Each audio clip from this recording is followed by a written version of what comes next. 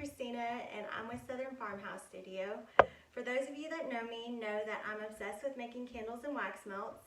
I created these candle making kits because I thought during this quarantine time that it would be fun for the family. And I just wanted to share that with y'all and give y'all a fun activity to do either with the family or you can do it by yourself.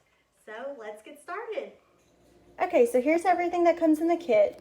It comes with pre-measured wax, 1 dye block, 2 wicks, a bottle of fragrance oil.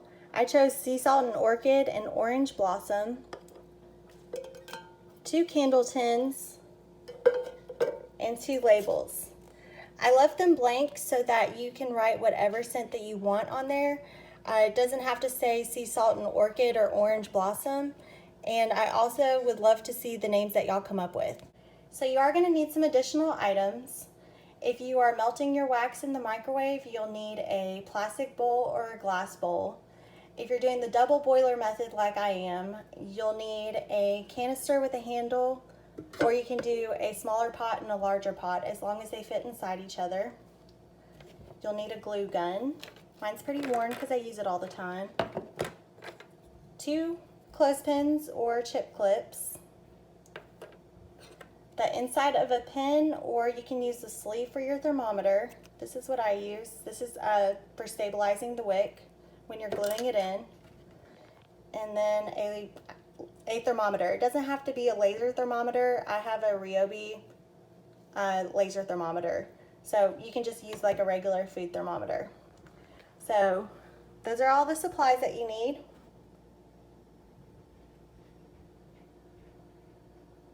All right, let's get started. Okay, now we're using the double boiler method. I already put an inch of water at the bottom of the pot, and then I'm just putting my canister on the top there so it can heat the canister. And then I'm gonna put my wax in the canister to melt it. Now I'm using 100% soy wax for this project.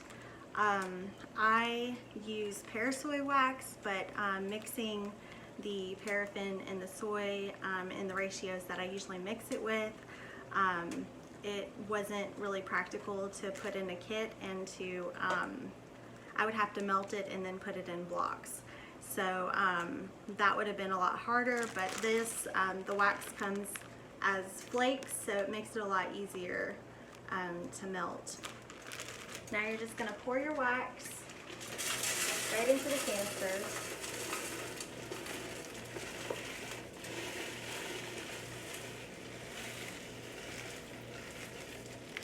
If you're melting it in the microwave, you might have to split it into 2 and do it in 2 different batches and melt it.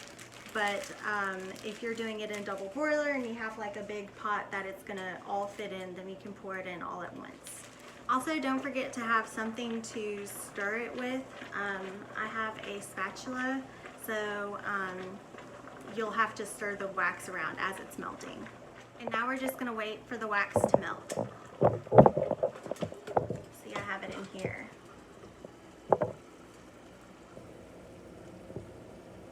And it's already starting to melt. So go ahead and pause the video, and when you come back, we'll have our wax all melted. Now when your wax is almost melted, you're going to go ahead and grab your dye blocks. So go ahead and do that now so we can add the coloring. Next, you're going to take your dye blocks. There's 1 block in each bag, and you're going to put the entire block inside the wax. And you're going to stir that around until it's all melted.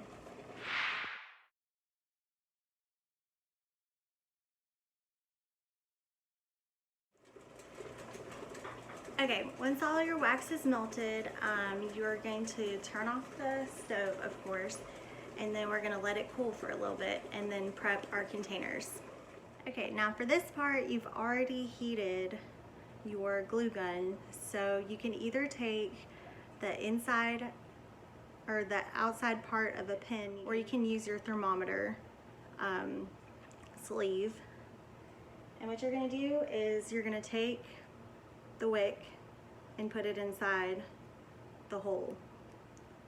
Then you're going to take your glue gun and you're going to put a little dot on the end of the wick.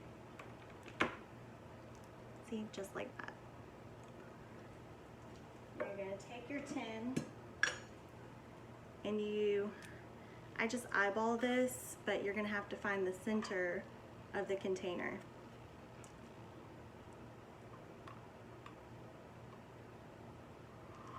Press it in there, and I think that's pretty centered. And then you're going to do that for the other container as well.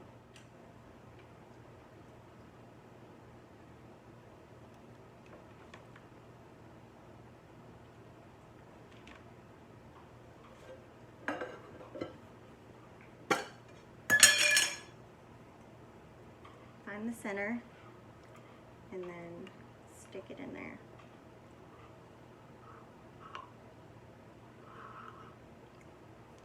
See? Put it in the center. Okay, so you're gonna want to cool your wax to about 160 degrees before adding the fragrance oil. So I'll go ahead and let you pause the video while it's cooling, and then we'll add the fragrance oil after we come back. Okay, now my wax is cooled to 160 degrees, and I'm going to add the fragrance oil. So you're just going to take the fragrance oil. We have sea salt and orchid right here, and you're going to pour the entire bottle into your wax.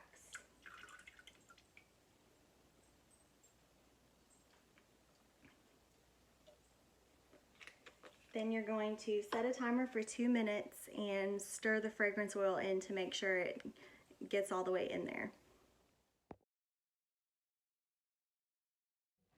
Now before you pour the wax into the containers, you're going to want to put something protective over your counter, because you could spill it, you could get the hot wax on the counter, and we don't want to ruin your counter or get any of the coloring or dye on your counter. I am using just a sheet of wax paper on top of mine, and that works perfectly fine. Or you can use like an old mat, which is what I usually use for my candles, or something like that. Just as long as something you don't care about getting ruined or anything like that. You can use an old towel as well. Now once your wax cools to about 130 degrees, you're going to take a sheet of paper towel, wipe off the end of your spatula.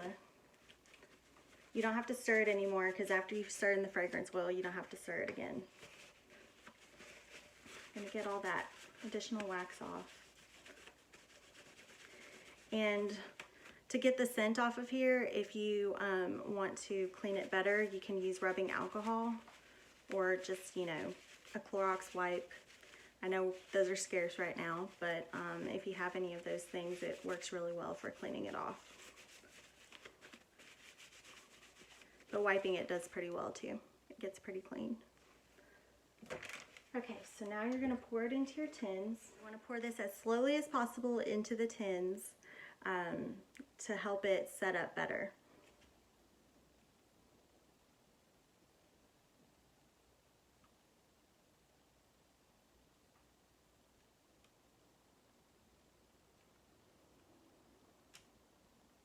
And you're going to want to pour it all the way to the line, the top of the line.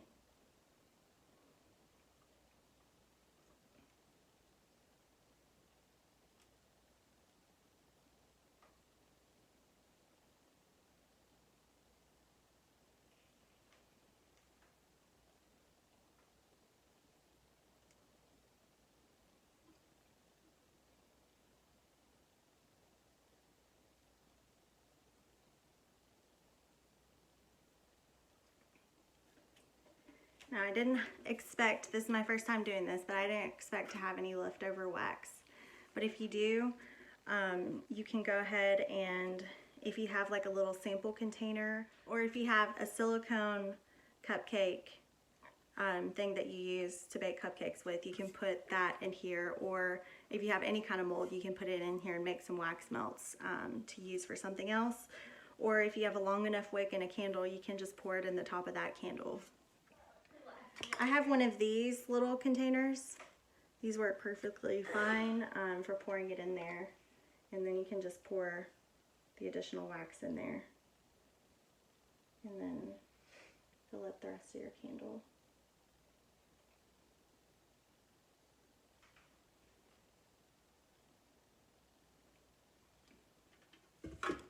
Now I know most people have chip clips, or you know, it doesn't have to be like this, it can just be like a regular chip clip, and use that to stabilize the wicks. So what you're going to do is you're going to take it and clip it so that it's sitting on top of the tin, and then straighten it out, try to make it in the middle.